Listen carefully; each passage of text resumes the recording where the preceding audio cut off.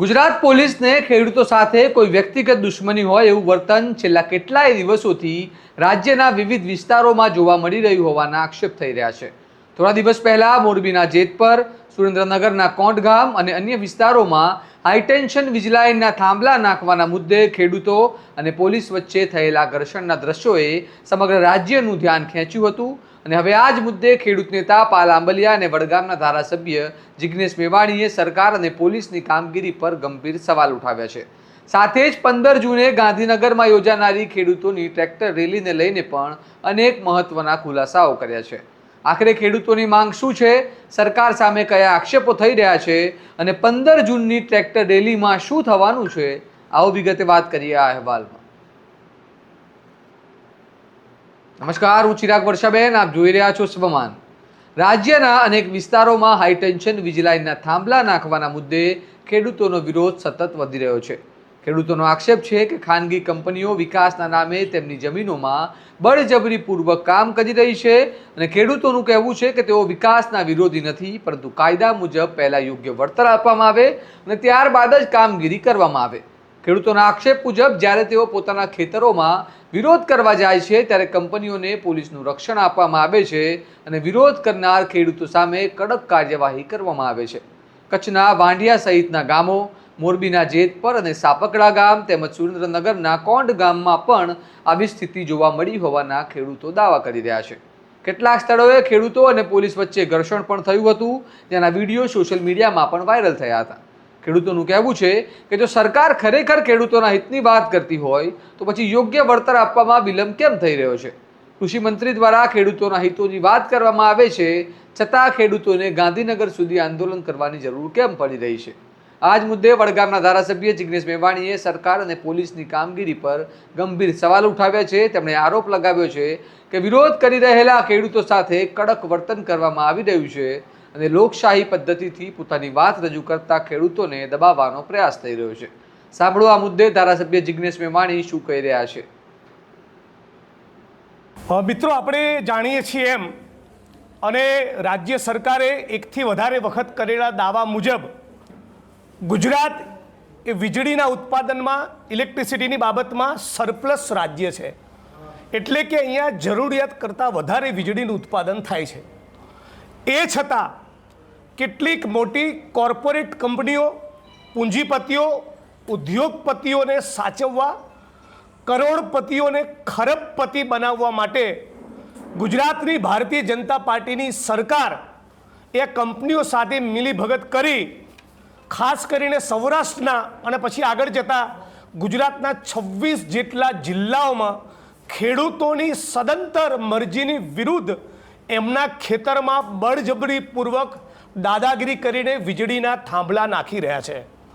આ વીજળીના થાંભલા નાખી રહ્યા છે એ દરમિયાન પોલીસ પ્રશાસન જે પ્રમાણેની જબરદસ્તી અને જોર જુલમ વર્તાવી રહ્યા છે, જે પ્રમાણે બેન દીકરીઓ, માતાઓને સુરેન્દ્રનગર જિલ્લાના ધ્રાંગધ્રા તાલુકાના કોંટ ગામે, સાપકડા, મોરબીના ગામે, દ્વારકામાં, અન્ય જગ્યાએ જે પ્રમાણે બેન દીકરીઓ, માતાઓને મારી, જે પ્રમાણે યુવાનોની બોછી પકડી ગરદન પછડી, જે પ્રમાણે પશુ કે જાનવરને ઢસડતા હોય એ પ્રમાણે ખેડૂતોને વીંઝોળીને ફેંકી દીધા, ખેડૂતના ખેતરમાં ઘૂસી એમની ખાનગી જગ્યાના તાળા તોડ્યા, બહુ જ બેહુદું અને અમાનવી કહી શકાય એ પ્રમાણેનું વર્તન કંપનીઓના ઇશારે ગુજરાતની ભાજપ સરકારે કરેલું છે।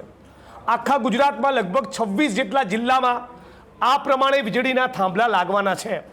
હું ગઈકાલે ધ્રાંગધ્રાના કોંટ ગામની મુલાકાત લઈ આવ્યો, જે 67 મીટરની ત્રિજ્યામાં જેટલા વ્યાપમાં વીજળીનો થાંભલો, પેલું સ્ટ્રક્ચર ઊભું કરવાનું હોય છે, એ સિવાયની જગ્યામાં લગભગ 1.5 કિલોમીટર સુધીનો એરિયા આ કંપનીઓએ સંપૂર્ણ ગેરકાયદેસર રીતે કાનૂન, બંધારણ, કાયદાકીય જોગવાઈઓની ઉપરવટ જઈ ખેડૂતોની મરજીની વિરુદ્ધ, જાણે ખેડૂતોનું કોઈ અસ્તિત્વ જ ના હોય એ પ્રમાણે ચારે બાજુ દોરડા ખેંચેલા છે, પોતાનો માલ સામાન પાથરેલો છે। એટલે કે ખેડૂતોની ખેતીની જમીનની વપરાશ એ કલેક્ટરે આપેલી પરવાનગી સિવાય કરવાની, પણ એના વળતરનું એક ફદિયું પણ નહીં આપવાનું, અને જો વળતર માગે તો પોલીસને આગળ ધરી બેફામ રીતે એમની સાથે મારકૂટ કરવાની.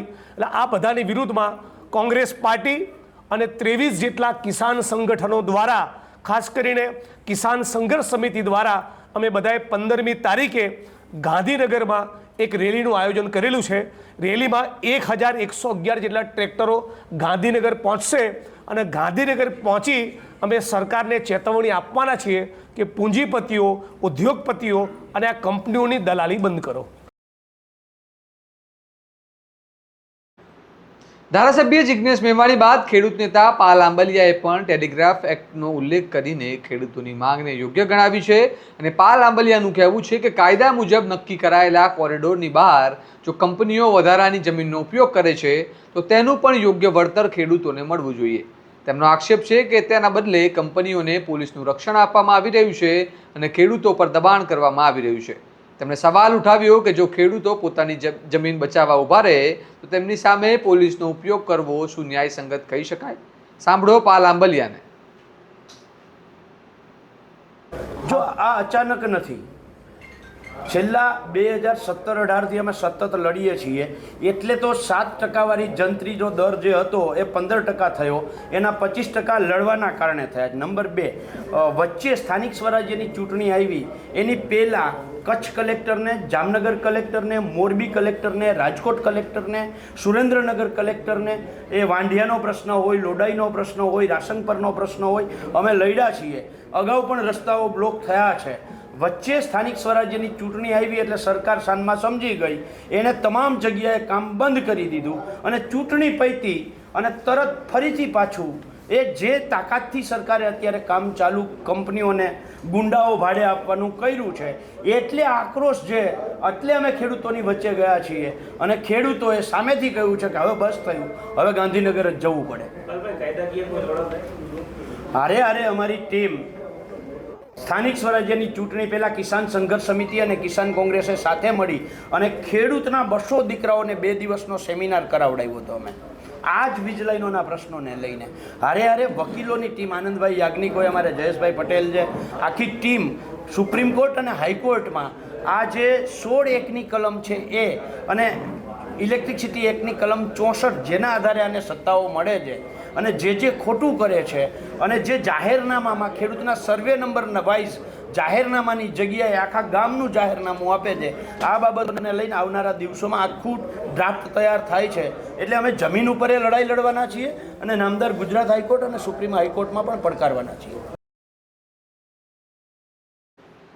ખેડૂત સંગઠનો હવે આ મુદ્દે વધુ આક્રમક બન્યા છે. 23 જેટલા ખેડૂત સંગઠનોએ મળીને 15 જૂને ગાંધીનગરમાં 1111 ટ્રેક્ટર સાથે વિશાળ ટ્રેક્ટર રેલી યોજવાની જાહેરાત કરી છે.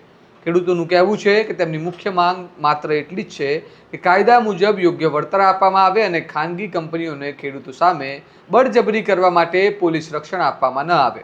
ખેડૂતોનું માનવું છે કે જ્યારે કંપનીઓના હિતોની રક્ષા માટે પોલીસનો ઉપયોગ થાય છે ત્યારે ઘર્ષણની સ્થિતિ સર્જાવાની શક્યતા વધી જાય છે.